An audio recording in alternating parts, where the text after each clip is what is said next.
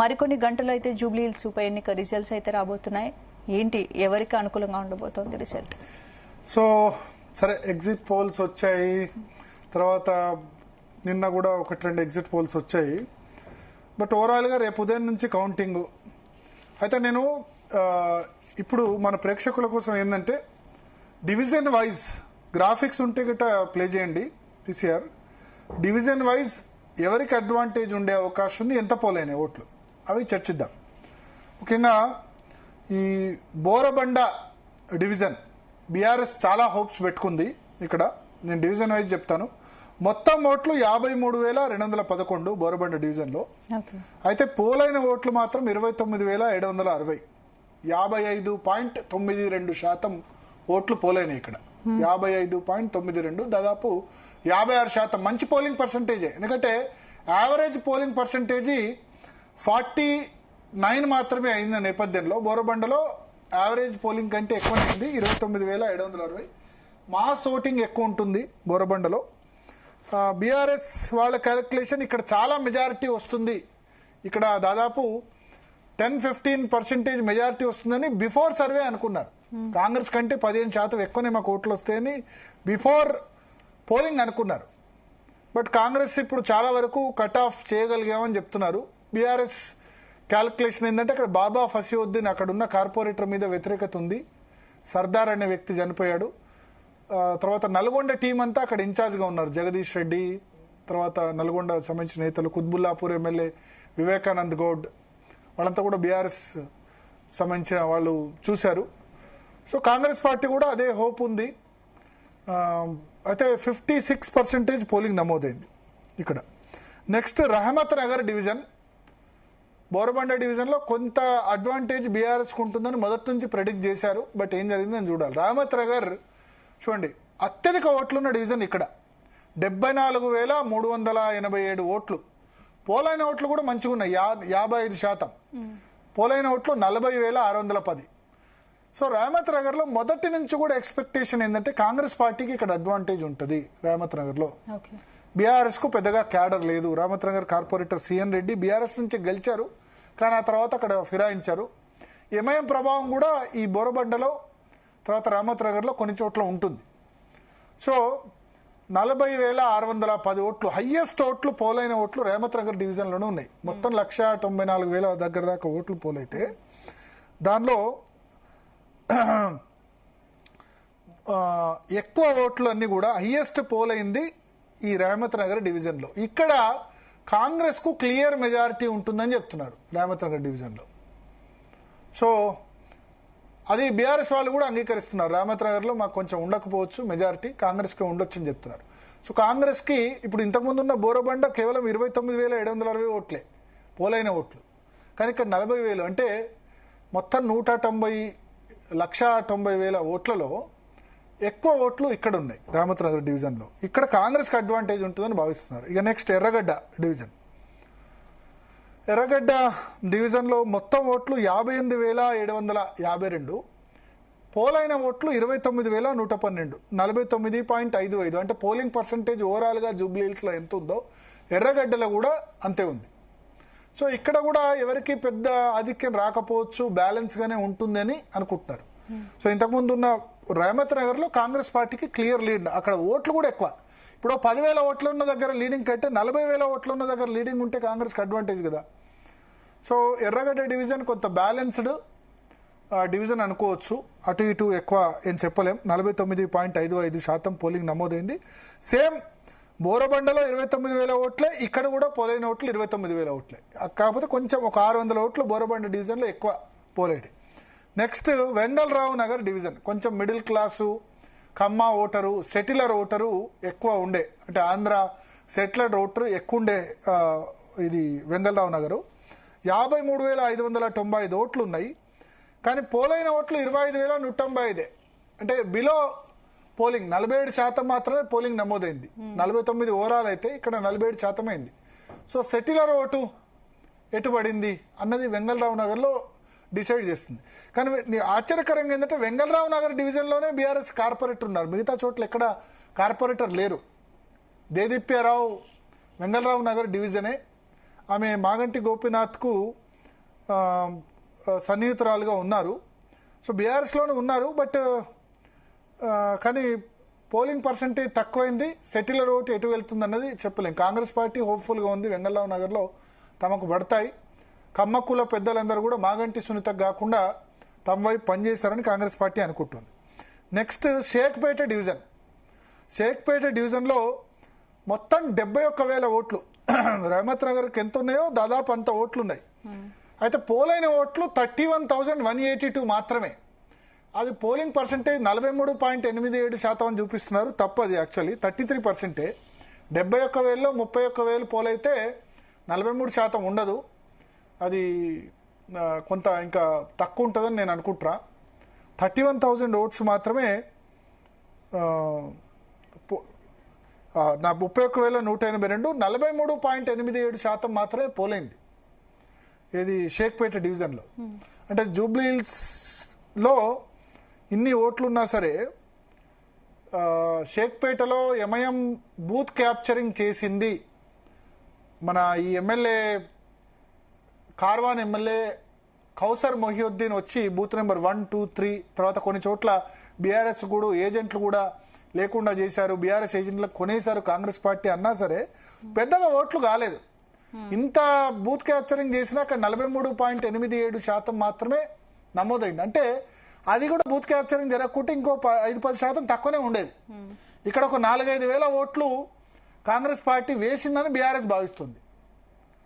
Congress party additional గా వేసింది MIM booth capturing చేయడం వల్ల అని అనుకున్నారు. కానీ వాళ్ళు గొడవ చేయడం వల్ల కొంత తగ్గింది.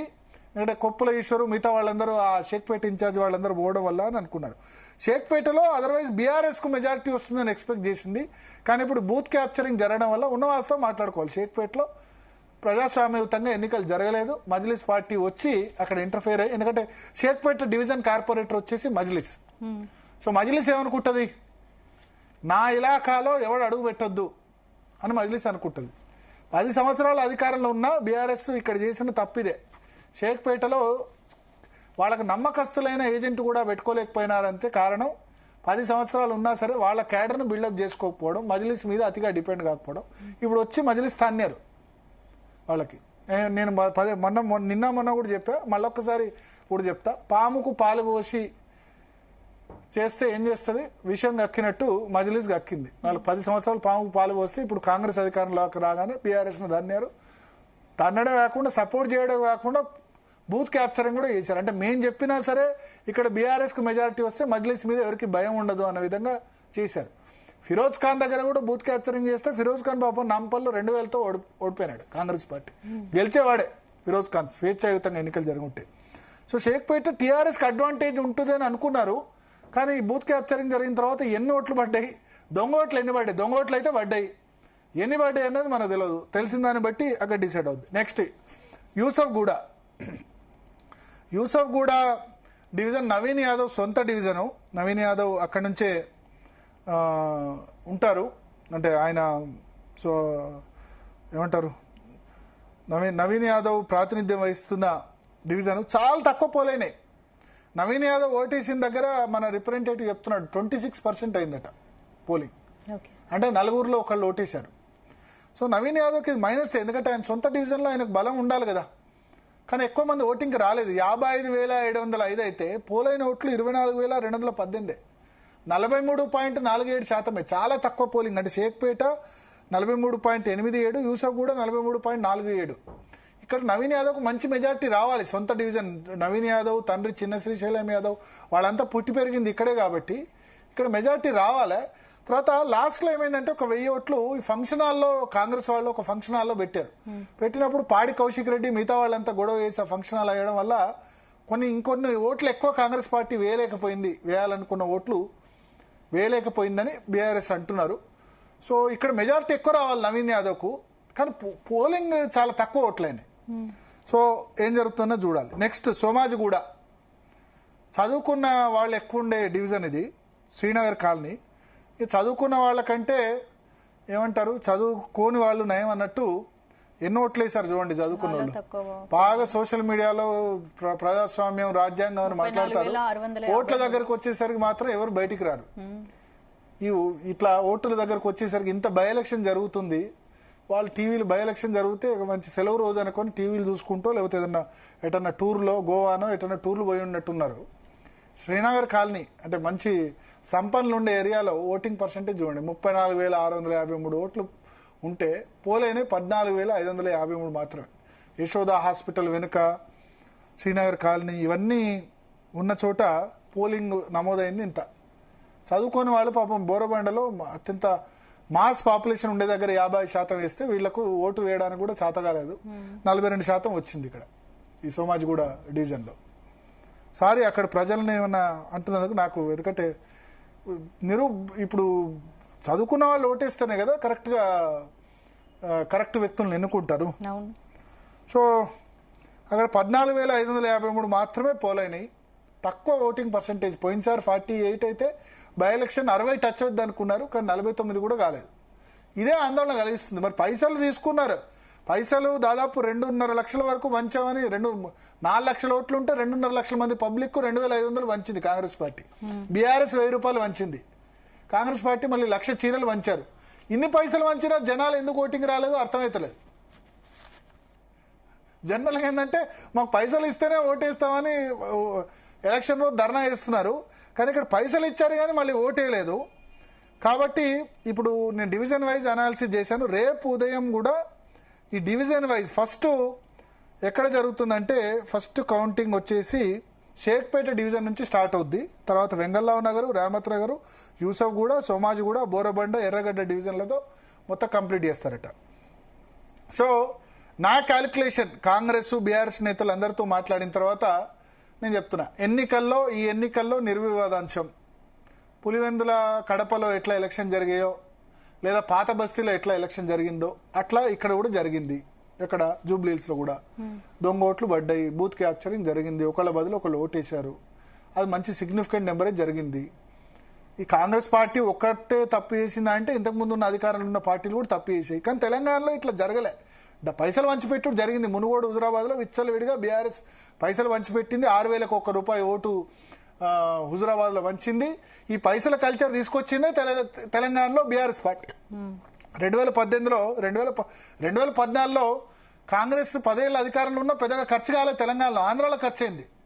ఒక ఎంపీ 1.5-2 కోట్లు కూడా ఖర్చు పెట్టలేదు. బాలకృష్ణ ఏమంటారు, ఒకటే మాట, 100 కేసులున్న నాకు గెలుస్తారా, 100 కోట్లున్న వివేకను గెలిపిస్తారంటే బాలకృష్ణ గెలిపించారు ఆ ఎలక్షన్లో. ఆయన ₹1 కూడా ఖర్చు పెట్టలేదు. అటు వివేక్ వెంకటస్వామి కూడా ఖర్చు పెట్టలేదు పెద్దగా. సో డబ్బులు ఉన్నా లేకున్నా ఎవరు ఖర్చు పెట్టలేదు 2014లో. 2018లో కేసీఆర్ ప్రతి ఎమ్మెల్యేకి 10 కోట్లు ఇచ్చి డబ్బు రాజకీయం అలవాటు చేశారు. దాన్ని కాంగ్రెస్ వాళ్ళు కూడా అందిపుచ్చుకొని అది చేశారు. ఒక విధంగా తెలంగాణలో డబ్బు రాజకీయం తీసుకొచ్చింది బీఆర్ఎస్, నో డౌట్. అయితే ఇక్కడ మనం ఏం చెప్పాలంటే ఇప్పుడు వాళ్ళు డబ్బు రాజకీయం, మరి కేసీఆర్ అట్లా ఉన్నాడు కానీ కేటీఆర్ మాత్రం ఆయన సిరిసిల్లో మద్యం వంచా, డబ్బు వంచా అని కమిటెడ్గా ఉన్నారు. కమిటెడ్గా ఉంటే ఓటర్లు ఏం చేశారు, 88,000 ఓట్ల మెజారిటీ ఉండే కేటీఆర్కు సిరిసిల్లో, మొన్న 29,000కు తెచ్చారు. పైసలు వంచకపోతే పూజా ద్రవ్యాలు లేకపోతే పూజ పనికిరాదు, ఎంత దేవుడైనా పనికిరాదు అన్నట్టు చేశారు. అంటే కేటీఆర్ అక్కడ ఏదో అంటే ఆయనకు ఓటేయడం తప్పు కాదని అనట్లేదు, but money is playing important role. అంతకుముందు ప్రతిసారి మెజార్టీ పోతుంది, 150 ఓట్ల నుంచి 88,000 మెజార్టీ కాస్త పైసలు వంచకపోతే 29,000కు వచ్చింది కేటీఆర్ మెజార్టీ. ఇప్పుడు బీఆర్ఎస్ ఒక డిసిజన్ తీసుకుంది, వాళ్ళు ఎంత వంచినా, నేను అడిగాను, మీరు వాళ్ళు 2,500 అయినప్పుడు మీరు 2,000 వంచడం ఒక లెక్కన ఎంత, మీకు 20 కోట్ల ఎక్కువైతే 2 లక్షల ఓటర్లకి ఇంకొక 1000 ఇస్తే ఎంత, 2 లక్షల ఓటర్లకి 1000 చొప్పున ఇస్తే 20 కోట్లు అయితే 20 కోట్లు లెక్కన బీఆర్ఎస్కు 1,500 కోట్లు అఫీషియల్గానే ఆస్తున్నాయి. అంటే ఇక మేము 2,000 ఇస్తే వాళ్ళు 4,000 ఇస్తారు, 4,000 ఇస్తే 5,000 ఇస్తారు. ఇట్లా పెంచుకుంటూ పోతే దానికి అధికార పార్టీ కాబట్టి వాళ్ళు ఎంతైనా ఇస్తారు, అంత ఉండదు. సరే మేము గతంలో హుజురాబాద్లో 6,000 ఇచ్చాం, అయినా సరే ఓడిపోయాం, అది వేరే సంగతి అని వాళ్ళు అభిప్రాయపడ్డారు. సో ఇక్కడ నా ఉద్దేశం ఏంటంటే ఫైనల్గా అల్టిమేట్గా కాంగ్రెస్ పార్టీ బూత్ క్యాప్చరింగ్ చేసి ఎన్ని ఓట్లు అడిషనల్గా వేయగలిగింది. 5-6 వేల ఓట్లు వస్తే కాంగ్రెస్కి ఇబ్బందే, కానీ అడిషనల్గా వేసిన ఓట్లు, వాళ్ళు ఇన్ఫ్లుయెన్స్ చేసి వేసిన ఓట్లు 10,000 కంటే ఎక్కువ ఉంటే బీఆర్ఎస్కి ఇబ్బంది. 5,000 లోపు అయితే బీఆర్ఎస్కి ఏం కాదు. కొంచెం నాకు slight edge 2-3 days before November 8 ఆ ప్రాంతంలో నాకు బీఆర్ఎస్ ఎడ్జ్ ఉన్నట్టు అనిపించింది. కానీ 9th 10th కాంగ్రెస్ కొట్టేసింది. ఎందుకంటే బీఆర్ఎస్ వాళ్ళందరూ 9th రోజు ఈవినింగ్ ఆ నియోజకవర్గంలో ఉండరాదు, వెళ్ళిపోయినారు ఎందుకంటే పోలీసులు. కానీ కాంగ్రెస్ వాళ్ళు అక్కడనే ఉన్నారు, మంత్రులందరూ కూడా స్వేచ్ఛగా తిరిగారు. తిరిగి మీకు మేము ఉంటాం, మేము పని చేస్తాం, నవీన్ యాదవ్ ఇక్కడ లోకలు, అని బాగా ఎస్టాబ్లిష్ చేశారు. మీరు బీఆర్ఎస్ కోటేస్తే ఏమొస్తుంది, సమస్యలన్నీ మేము తీరుస్తాం. మాగంటి సునీత లేడీతో వెళ్ళి మీకు ఫైట్ చేస్తుందా, ఆమె చేయగలుగుతుందా, ఆమె తిరగగలుగుతుందా, ఆమె ఏడుస్తే ఏం లాభం, పనులు కావు కదా, ఇట్లా చెప్పారు. కొంత కన్విన్స్ అయినారు ఓటర్లు. డబ్బులు పంచారు, 1,00,000 మహిళా సంఘాలకి చీరలు పంచారు. డబ్బులు బీఆర్ఎస్ కూడా పంచింది కాదు. డబ్బులు పంచడం కంటే ఎక్కువ క్యాంపెయిన్లో బాగా ఖర్చు పెట్టింది. కేటీఆర్ క్యాంపెయిన్ చూశారు కదా, ఎల్ఈడి క్యాంపెయిన్, కొత్త తరహా క్యాంపెయిన్ చేశారు, డిజిటల్ క్యాంపెయిన్, రోజుకో ప్రోగ్రామ్ చేపెట్టారు. కానీ అల్టిమేట్గా మనీ అనుకోండి, మంత్రులు అప్పటి వరకు సీరియస్గా పనిచేయలేదు. కానీ రేవంత్ రెడ్డి హైకమాండ్ చూస్తోంది, జాగ్రత్త, మీ డివిజన్లో మెజార్టీ రాకపోతే మీ మంత్రివర్గంలో చోటు ఉండదు. హైకమాండ్ నుంచి కూడా ఫోన్ కాల్స్ వచ్చాయి, జూబ్లీహిల్స్ మీరు సీరియస్గా కాన్సన్ట్రేట్ చేయాలి మంత్రులు, మీ డివిజన్లో మెజార్టీ రాకపోతే అనేసరికి మంత్రులు కూడా లాస్ట్ 2-3 డేస్ చాలా గట్టిగా పనిచేశారు, మంత్రులు కానీ ఎమ్మెల్యే కానీ. చేయడంతో కొంత కోర్స్ మారిపోయింది, కొంత సిచ్యువేషన్ మారిపోయింది. లాస్ట్ 2 డేస్లో కాంగ్రెస్ ఎగ్దమ్ దూసుకొచ్చింది, అప్పటి వరకు. సో ఎంతవరకు దూసుకొచ్చింది అన్నది ఇప్పుడు చూడాలి. ఈ ఓట్లు అడిషనల్గా పడ్డ ఓట్లు, ఎంఐఎం చేసిన రిగ్గింగ్ ఏదైతే ఉందో అది 5-6 వేల వరకు చేశారా లేదా 10,000 దాటి చేశారా, దాన్ని బట్టి డిసైడ్ అవుతుందని నేను అనుకుంటా. సో నేను ఇక్కడ డిసైడింగ్ ఫ్యాక్టర్ బోగస్ ఓట్లు. ఒక వ్యక్తి, ఎందుకంటే బోగస్ ఓట్లు ఎందుకు వేయాల్సి వచ్చింది, ప్రజలు పోలింగ్ బూత్లకు రాకపోతే ఏంది. ఇప్పుడు షేక్పేటలో 43% అయింది, నిజానికి 30% కూడా కాదు, 30% కూడా కాదు, అక్కడ పబ్లిక్ రాలే. మిగతా 10% ఏంటంటే ఎంఐఎంఎల్ వచ్చి బూత్ క్యాప్చరింగ్ చేశారు కాబట్టి ఆయనతో 43% అయింది. లేకపోతే ఈ పోలింగ్ పర్సెంటేజ్ ఇంకా 40% ఉండేది, ఒకళ్ళ బదులు ఒకళ్ళు ఓట్లు వేయడం. హైదరాబాద్ పార్లమెంట్లో ఎప్పుడు లాస్ట్ టైం అయింది 37%. సో ఈ బోగస్ ఓట్లు అన్నవి ఎంత పడ్డాయి అన్న దాన్ని బట్టి రేపు గెలుపు అన్నది ఎవరు గెలుస్తారన్నది ఆధారపడింది. 10,000 కంటే ఎక్కువ ఓట్లు పడితే ఖచ్చితంగా కాంగ్రెస్ గెలుస్తుంది. 10,000 లోపు పడి ఓన్లీ 5-6 వేలు వస్తే బీఆర్ఎస్ కు సైలెంట్ వేవ్ ఉందంటున్నారు. నిజంగా సైలెంట్ వేవ్ ఉండొచ్చు, ఎందుకంటే అధికార పార్టీ ఇంకా 3 సంవత్సరాలు పెట్టుకుని ఓటేసి బయటకు వచ్చిన వాడు నేను కాంగ్రెస్ కోటేశా అని చెప్తారు తప్ప బీఆర్ఎస్ కోటేశా అని బహిరంగ చెప్పలేడు. ఎందుకంటే 3 ఏళ్ళు పవర్లో వాళ్ళు ఉంటారు, మళ్ళీ నువ్వు బీఆర్ఎస్ కోటేశావా, నీకు నిన్ను తంతామని కూడా అనొచ్చు. బై ఎలక్షన్, జనరల్ ఎలక్షన్ అయితే చెప్పేస్తారు, నో ప్రాబ్లం. బట్ బై ఎలక్షన్లో ఉండదు. నాకైతే కొంత విజిబుల్గా కొంత ప్రభుత్వం మీద వ్యతిరేకత కనిపించింది. సో చూద్దాం. బట్ లాస్ట్ 2 డేస్లో కాంగ్రెస్ మాత్రం చాలా బాగా కవర్ చేసింది. లాస్ట్ వరకు 8th, 9th వరకు చాలా అద్భుతంగా పనిచేసిన బీఆర్ఎస్ లాస్ట్ 2 డేస్లో చాలా డీలా పడ్డది. ఒక విధంగా రేవంత్ రెడ్డి కాన్ఫిడెన్స్ పోకుండా చాలా బాగా చేశారు. అంటే మంత్రులందరినీ వాళ్ళని టైట్ చేసి లాస్ట్ 4-5 రోజులు ఈ ఏమంటారు దాన్ని పోలింగ్ ప్రిపేర్నెస్, పోలింగ్ కానీ లేకపోతే ఆ లాస్ట్ 2 డేస్ వర్క్ కాంగ్రెస్ అద్భుతంగా చేసిందని చెప్పాలి. అందుకని ఈ విధమైన రిజల్ట్ కనిపిస్తుంది. మాట్లాడదాం. మనతో పాటు రామచంద్ర నాయక్ గారు,